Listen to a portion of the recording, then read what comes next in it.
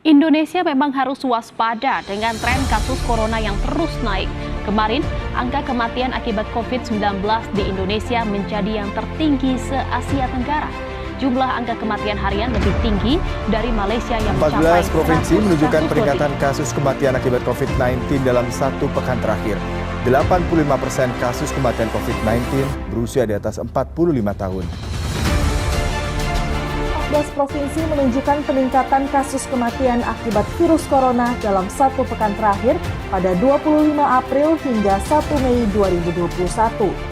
Data Satgas Penanganan COVID-19 menunjukkan Provinsi Bali, Sumatera Barat dan Sumatera Selatan, Jawa Tengah dan Jawa Timur, Kalimantan Selatan, Sulawesi Tengah dan Sulawesi Barat, Nusa Tenggara Timur, Bangka Belitung, Maluku, Papua Barat dan Jambi mengalami kenaikan kasus kematian selama pekan terakhir.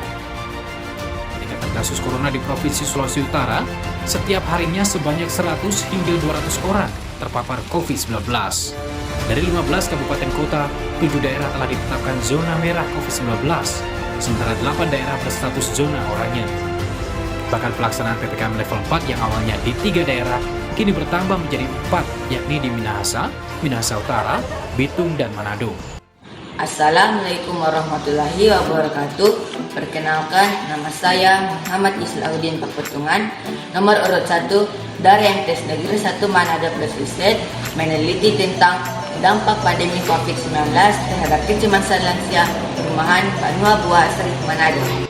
Penelitian ini bertujuan untuk menelusuri dan memahami lebih dalam kondisi kecemasan lansia perumahan Banua Buah Asri Manado selama pandemi COVID-19. Halo teman-teman, penasaran dengan penelitian saya? Yuk simak video ini.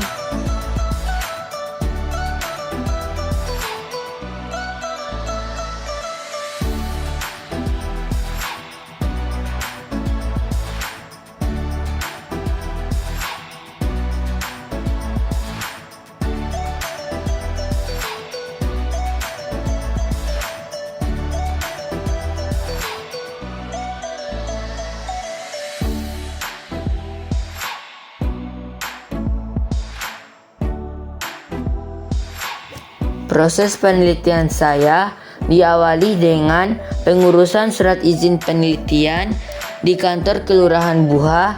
Setelah diizinkan untuk meneliti di lokasi ini, saya langsung mencari data lansia dan melakukan kunjungan rumah lansia untuk dilakukan wawancara.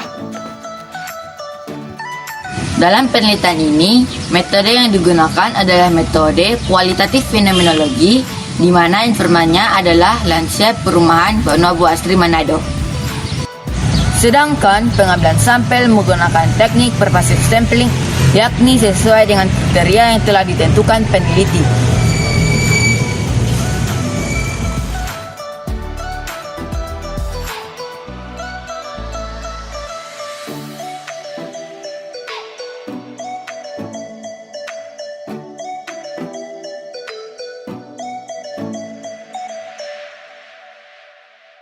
Dalam proses wawancara saya bersama lansia, saya menyediakan face shield atau pelindung wajah untuk tetap menerapkan protokol kesehatan. Pengambilan data dengan menggunakan teknik wawancara dan observasi. Wawancara adalah metode tanya jawab antara peneliti dan lansia. Melalui wawancara inilah, peneliti menggali data dan informasi dari informan. Teknik wawancara yang dilakukan adalah wawancara bebas terpimpin, artinya pertanyaan yang diberikan tidak terpaku pada pedoman wawancara dan dapat diperdalam maupun dikembangkan sesuai dengan situasi dan kondisi lapangan. Observasi dilakukan dengan mengamati tingkah laku lansia saat diwawancara, apakah terdapat gejala kecemasan yang sesuai dengan lembaran observasi yang telah dibuat. Tidak lupa, di akhir wawancara, saya memberikan masker kepada lansia sebagai bentuk terima kasih dan edukasi untuk tetap menerapkan protokol kesehatan dalam kehidupan sehari-hari. Setelah data terkumpul, kemudian diolah dalam beberapa tahap, yaitu transkrip hasil wawancara, pemberian kode, ekstraksi data, kategorisasi, dan penarikan kesimpulan.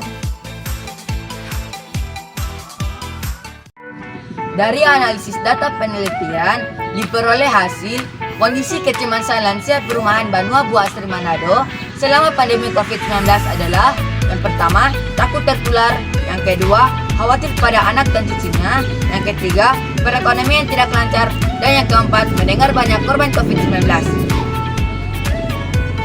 Demikian proses penelitian saya dalam kompetisi Mayores tingkat nasional tahun 2021 Madrasah Mandiri Madrasah Berprestasi. Wassalamualaikum warahmatullahi wabarakatuh.